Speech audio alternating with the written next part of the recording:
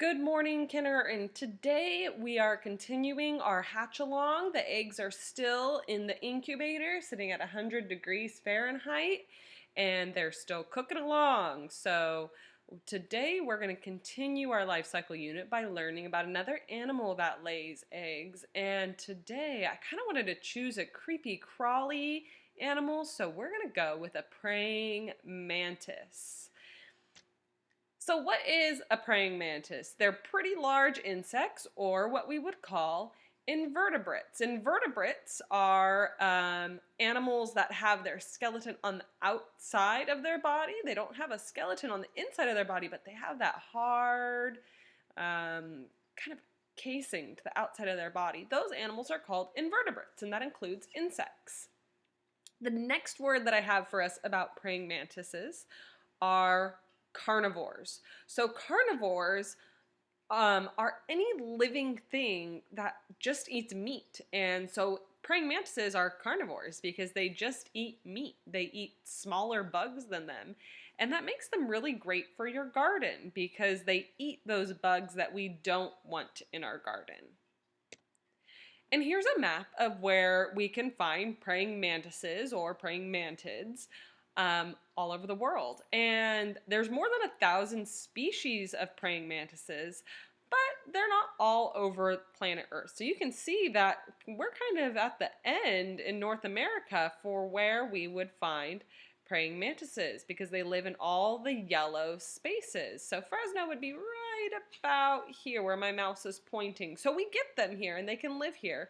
But anywhere where it gets really cold generally, we don't see a lot of praying mantises. And then there's a few other spots around the world where we just don't find them.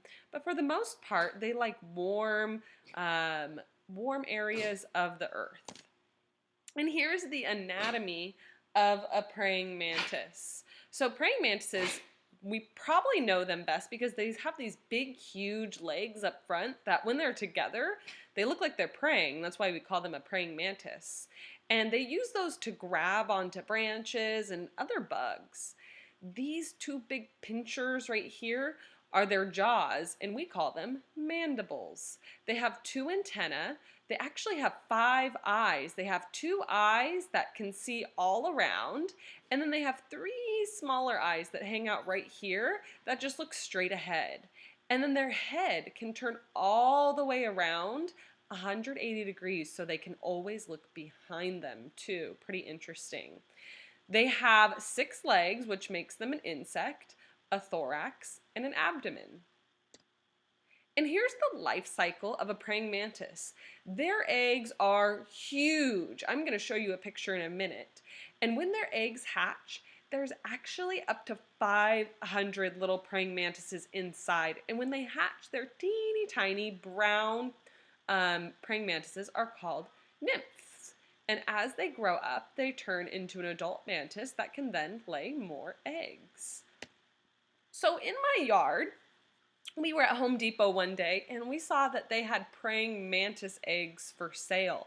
So you can actually hatch them and put them in your garden. So Mr. Blackburn and I decided that we needed to get some for our garden, and these are what their eggs look like. That cup only comes with 2 of these, but in that cup there's a lot of eggs. And you can put them directly in your garden, or you can keep them in this little cup back here and actually watch them hatch. And it took ours about 3 weeks to hatch. And that little ball is just a little bit smaller than a golf ball. And here's what happened when I opened the cup one day. I saw that, well, here's some little nymphs. They hatched.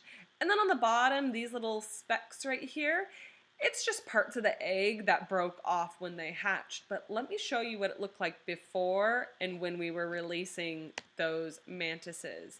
Here's the cup with the lid on. I saw those babies had hatched, and so I said, well, let's put them in our garden. So I put them with my peppers and tomatoes, and let's see what it looks like when they hatch.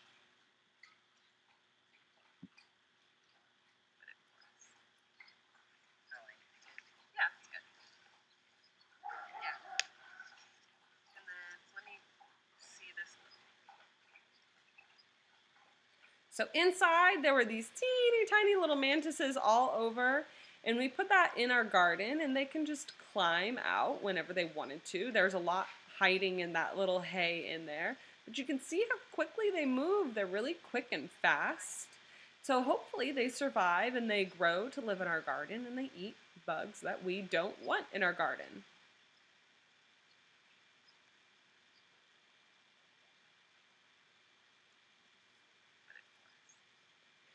So I hope you enjoyed our video for today, and I will post another Life Cycles video today, and check back later for our next phonics video. Have a great day.